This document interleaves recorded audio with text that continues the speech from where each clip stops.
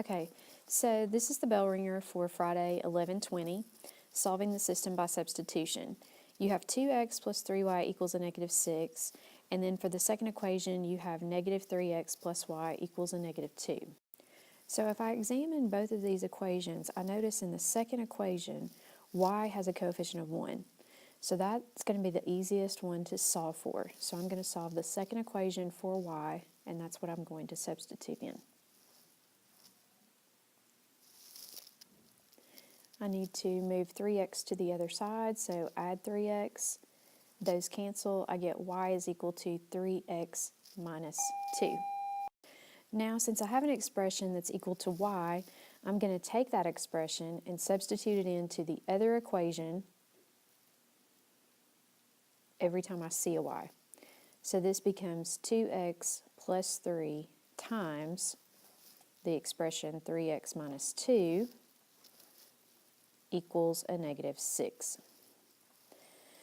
Now I'm ready to solve this equation, so I have 2x plus 3 times 3x is 9x, 3 times negative 2 is negative 6, and that is equal to a negative 6.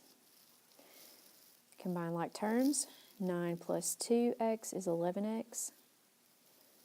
Now I have a two-step equation. I'm going to move my constant to the other side. This becomes 11x is equal to 0. Remember that 0 is still a number. If I divide 0 by 11, I get that x equals 0.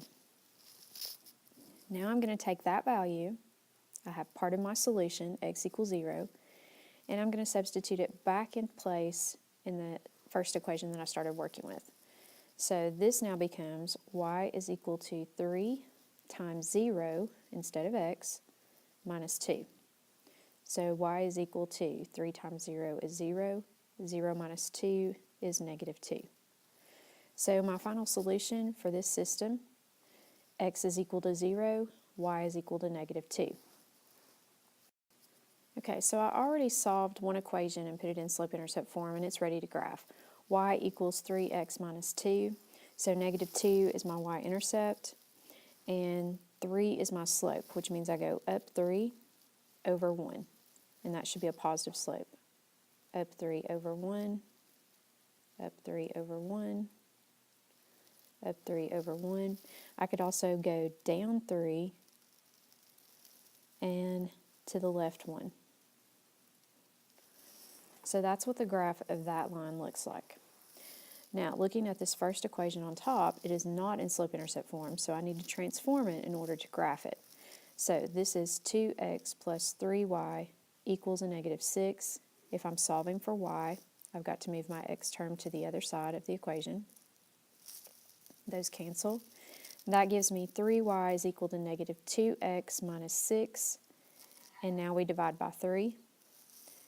Y is then equal to a negative 2/3 x minus 6 divided by 3 is 2. Now I'm ready to plot this one. So negative 2 is my y-intercept, so notice that both of them have a y-intercept of negative 2, so that's probably going to be our solution. I'm going to go ahead and circle it. I think that's my solution. And then plot some points. So from that, I go down 2 over 3 units, down 2 over 3, or I can go up 2 and to the left 3. So there's my blue graph, here's my purple graph.